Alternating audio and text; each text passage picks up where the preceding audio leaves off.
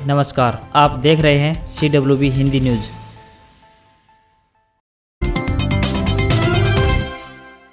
Selfie with daughter अभियान अब नेपाल की बेटियों के चेहरों पर मुस्कान लाने का काम कर रहा है, जिससे वहां की खासकर युवा वर्ग को यह अभियान बहुत पसंद आ रहा है। नेपाल में अभियान को 9 मई को लॉन्च किया गया, जिससे लड़कियां इस अभियान से जुड़ गई और उन्होंने अभियान को आगे बढ़ाने के लिए सोशल मीडिया प्लेटफॉर्म का प्रयोग किया। बता दें कि BBA कर चुकी प्रकृति द्वारा इस अभियान की जरूरत पर और इस अभियान की यात्रा की किस तरह भारत के बीबीपुर गाँव के सरपंच के घर पर बेटी पैदा होने पर समाज के कुछ हिस्से द्वारा दिखाई गई सोच को दिखाते हुए सेल्फी विद डॉटर अभियान शुरू करने पर वीडियो बनाया गया। फिर यह टिकटॉक पर पहुंच गया और इस वीडियो को 97 लाख व्यूज मिल चुके हैं।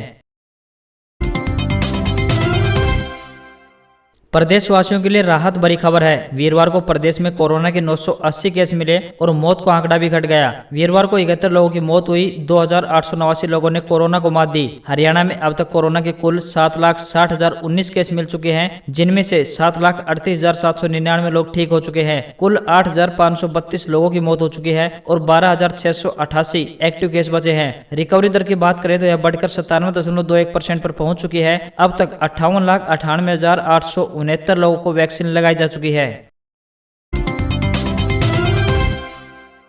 हरियाणा के टोहाना से जजपा विधायक देवेंद्र बबली का किसानों के साथ हुआ विवाद अब राजनीतिक रूप से पूरी तरह गर्मा गया है। इस विवाद के बाद किसानों ने जगह जगह सरकार के खिलाफ नाराजगी जाहिर करते हुए रोष प्रदर्शन किया है। सूत्रों के मुताबिक मामला पूरी तरह गर्म होने की वजह से प्रदेश के मुख्यमंत्री मनोहर लाल खट्टर ने विधायक देवेंद्र बबली को अपने आवास पर बुलाया है। सूत्र बताते हैं कि देवेंद्र बबली CM से मुलाकात करने के लिए टोहाना से रवाना हो चुके हैं और उनको गृह मंत्री अमित शाह, मुख्यमंत्री अनिल विज और ओम प्रकाश धनखड़ का भी फोन आया है। ऐसा माना जा रहा है कि विवाद बढ़ने के बाद और दिल्ली के दखल के बाद बबली किसानों से इस विवाद को सुलझाने की पहल कर सकते हैं। हरियाणा विद्यालय शिक्षा बोर्ड के विद्यार्थियों के लिए खुशखबरी है। हरियाणा विद्यालय शिक्षा बोर्ड भिवानी भी विद्यार्थियों को CBSE बोर्ड की तरह 10वीं और 12वीं के बच्चों को पास करेगा। 10वीं कक्षा का परिणाम 15 जून तक घोषित कर दिया जाएगा। इसके साथ साथ रीअपियर और ओपन के विद्यार्थियों के लिए भी खुशखबरी है, क्योंकि रेगुलर बच्चों की तरह रीअपियर और ओपन वाले बच्चों को भी पास किया जाएगा। बोर्ड के चेयरमैन डॉक्टर जगबीर सिंह ने बताया कि बोर्ड 10वीं कक्षा का परिणाम 15 जून तक घोषित कर देगा। बच्चों को इंटरनल के और प्रैक्टिकल के मार्क्स के हिसाब से बच्चों का अनुपात निकालकर 10वीं कक्षा का परिणाम घोषित किया जाएगा। इसकी अनुमति हरियाणा सरकार ने दे दी है।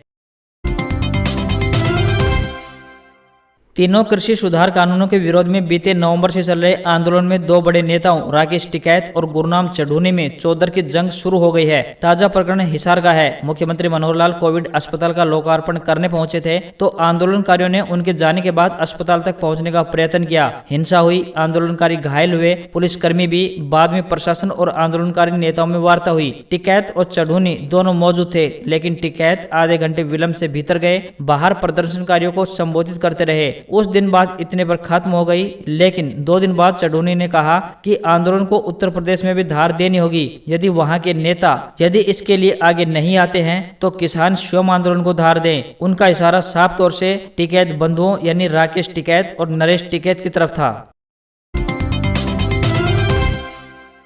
टाइम्स हायर एजुकेशन की ओर से जारी की गई एशिया रैंकिंग में पंजाब यूनिवर्सिटी लगभग 26 पायदान खिसककर 149वें से 175वें पायदान पर आ गई है। टाइम्स ने इस रैंकिंग का निर्णय नवंबर 2019 और 2020 में किए गए सर्वे और डाटा कलेक्शन के आधार पर किया है। राजस्थान में कोरोना की संक्रमण दर पिछले 3 दिनों से 3% से नीचे बनी हुई है। राज्य में बीते 24 घंटे में 1258 नए केस मिले हैं, जबकि 44 लोगों की मौत हुई है। 45 दिन बाद ऐसा हुआ है जब राज्य में कोरोना से 50 से भी कम लोगों की मौत हुई है। राज्य में 10 ऐसे जिले हैं जहां कोरोना के केस 10 से भी कम यानी सिंगल डिजिट में आए हैं। चिकित्सा एवं स्वास्थ्य विभाग से मिली रिपोर्ट देखें तो जयपुर में 340 नए संक्रमित केस मिले हैं। जयपुर में लगातार 3 दिन से केस बढ़ रहे हैं। 1 जून को यहाँ 233 केस आए थे तो 2 जून को बढ़कर 241 और 3 जून को ये 340 पर पहुंच गए। जयपुर के अलावा हनुमानगढ़ और अलवर ऐसे शहर हैं जहां संक्रमण के 100 या इससे ज्यादा मिले हैं। राजस्थान में इस बार दक्षिण पश्चिम मानसून समय से पहले आ सकता है। इस बार मानसून के 25 से 30 जून के बीच यानी 4 दिन पहले आने की संभावना जताई जा रही है, जबकि राज्य में मानसून 30 जून या उसके बाद ही प्रवेश करता है। मौसम विशेषज्ञ और जयपुर मौसम विभाग की कार्यवाहक निदेशक राधेश्याम शर्मा ने बताया कि गुरुवार को केरल में मानसून प्रवेश कर चुका है। दक्षिण अरब सागर में जो स्थितियां अभी बनी हुई है, अगर यही आगे भी बनी रही तो मानसून राजस्थान में इस बार समय से 4 दिन पहले पहुंचने की संभावना है। मौसम विभाग ने इस बार प्रदेश में सामान्य से 6% ज्यादा बारिश होने का अनुमान जताया है। आपको बता दें कि राजस्थान में मानसून का प्रवेश डूंगरपुर बांसवाड़ा के एरिया से होता है। गुजरात में मानसून आने के 8 से 10 दिन बाद ये राजस्थान की सीमा में प्रवेश करता है। राजस्थान में जिलेवार स्थिति देखें तो मानसून में सबसे ज्यादा बारिश दक्षिण राजस्थान के बांसवाड़ा, प्रतापगढ़ और सिरोही जिलों में होती है।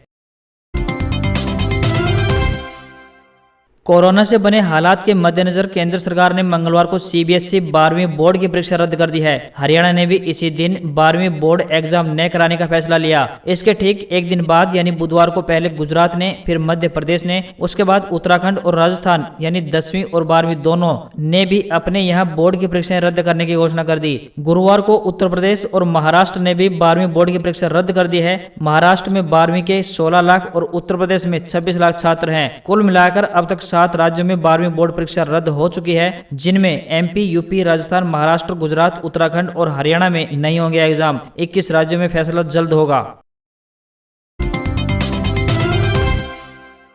मानसून ने गुरुवार को केरल में दस्तक दे दी है। इसके सभी मानक पूरे होने के बाद मौसम विभाग ने मानसून के केरल पहुंचने की घोषणा की है। इस बार मानसून 2 दिन लेट है। दक्षिण पश्चिम मानसून के केरल में पहुंचने की स्थितियां कुछ दिन पहले ही बनना शुरू हो गई थी। मौसम विभाग यानी आईएमडी का अनुमान है कि इस बार बारिश सामान्य से बेहतर यानी 101% होगी। इसके 4% कम या ज्यादा होने की गुंजाइश भी रहेगी। आपको बता दें कि प्रमुख राज्यों में कब कब पहुंचेगा मानसून। केरल में 3 जून को पहुंच चुका है, महाराष्ट्र में 10 जून को पहुंचेगा, तेलंगाना में 11 जून, पश्चिम बंगाल 12 जून, ओडिशा में 13 जून, झारखंड में 14 जून को, बिहार और छत्तीसगढ़ में 16 जून, गुजरात में 20 जून को मानसून पहुंचेगा। साथ ही बता दें कि उत्तराखंड और मध्य प्रदेश में 20 जून, उत्तर प्रदेश में 22 जून, हिमाचल प्रदेश में 24 जून, दिल्ली और हरियाणा में 27 जून को मानसून पहुंचेगा। पंजाब में 28 जून को और राजस्थान में 30 जून तक मानसून पहुंच जाएगा।